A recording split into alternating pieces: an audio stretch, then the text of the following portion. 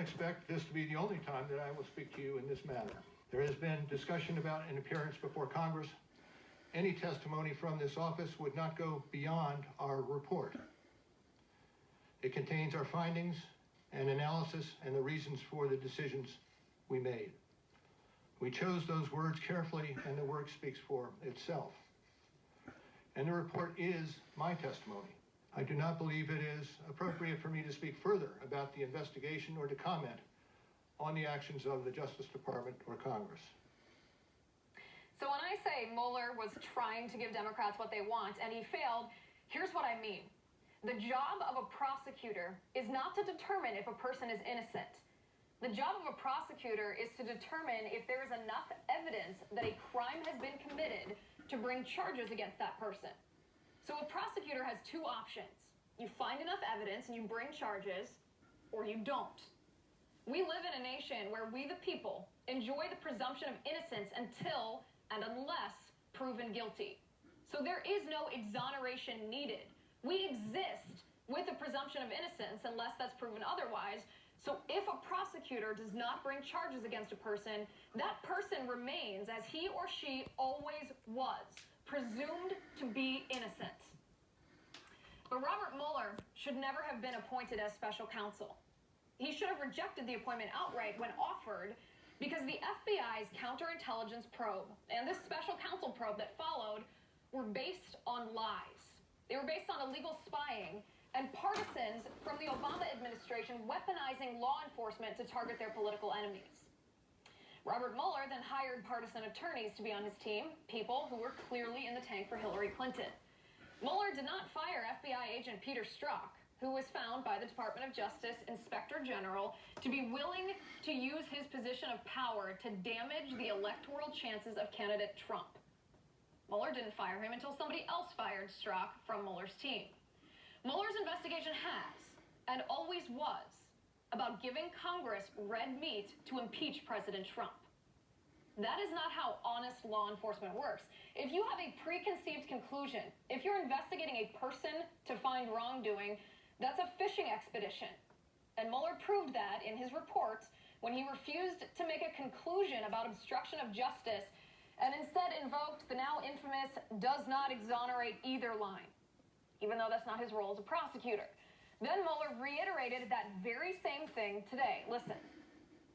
The order appointing me special counsel authorized us to investigate actions that could obstruct the investigation.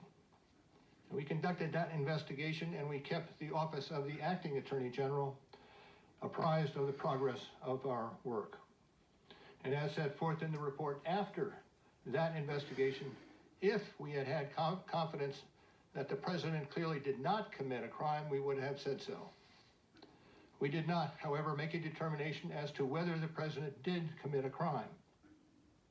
So the red meat here is that Democrats are obsessing about Mueller talking about the Department of Justice's OLC, or Office of Legal Counsel, guidelines that say a sitting president cannot be indicted. So first of all, here's why Mueller is wrong. Even if the Department of Justice or the Attorney General decides to invoke the DOJ's OLC guidance about not indicting a sitting president, it doesn't mean an individual counsel investigation cannot conclude that charges are worthy or not. That's pretty simple, but Mueller ignored that. Second of all, the OLC guidelines apply only to a sitting president. So if the Department of Justice believes that a sitting president committed a crime, of course they investigate while he's sitting, while he's still in office, when the evidence is available and the memories are fresh, to quote Mueller, and then they can seal the indictment until after the president leaves office. Mueller knows this. And this is the third point. Former federal prosecutor Andrew McCarthy says Mueller's reasoning about the OLC guideline is fundamentally flawed. McCarthy writes in a May 2019 piece, and I quote here, "If there is sufficient evidence, then it is the prosecutor's job to recommend indictment. The question of whether the OLC guidance should then be invoked to delay indictment should then be left up to the Attorney General. The guidance should not burden the prosecutor's analysis of whether there is an indictable case." In other words, this is where Mueller tips his hand.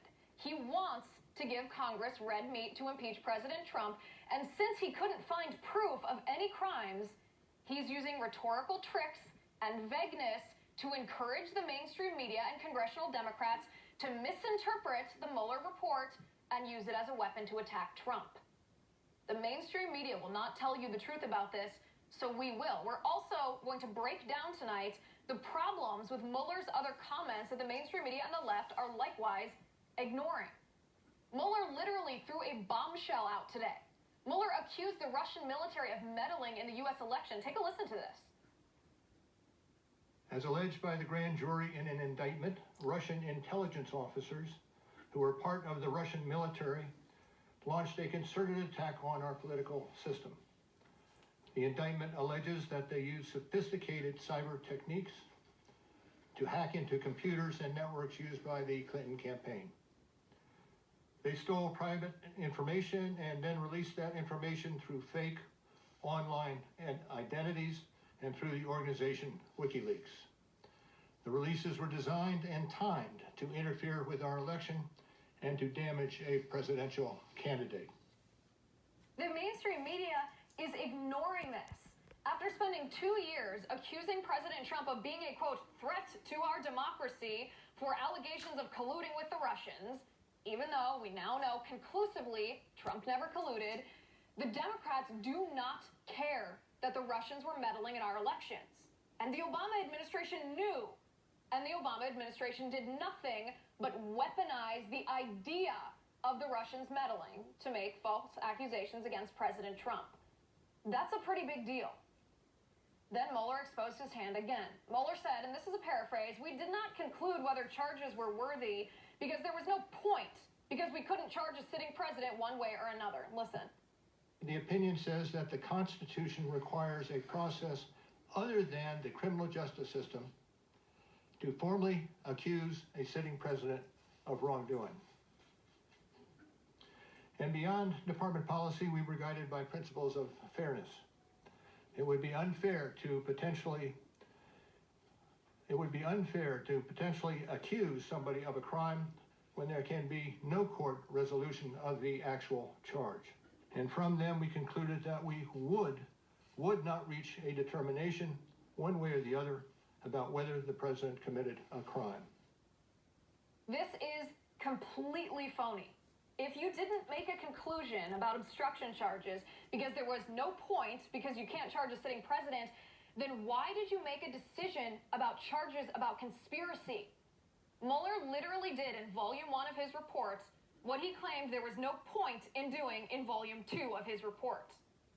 But nobody on the left cares about this obvious contradiction or why Mueller is contradicting himself.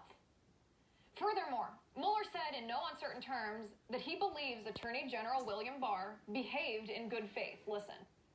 Conducted an independent criminal investigation and reported the results to the Attorney General, as required by department regulations. The Attorney General then concluded that it was appropriate to provide our report to Congress and to the American people. At one point in time, I requested that certain portions of the report be released. The Attorney General preferred to make the entire report public all at once, and we appreciate that the Attorney General made the report largely public, and I certainly do not question the Attorney General's good faith in that decision. Now, this comment should effectively end the Democrats' narrative that Barr engaged in some massive cover-up conspiracy, because Mueller himself said, nope, Barr acted in good faith. But you will see for yourself who is honest in the mainstream media and on the left and who is dishonest when you see who cherry-picks information that furthers their agenda and who ignores pertinent information like this. Finally, Mueller claimed he made the decision not to charge the president after, by the way, spending $30 million of your money because it wouldn't be fair to the president to recommend charges when the president has no recourse to clear his name. This is mind-boggling. Mueller thinks it's unfair to recommend charges, but he thinks it's fair to write 200 pages smearing the president? For a man who claimed he had nothing more to say, Mueller sure had a lot to say today.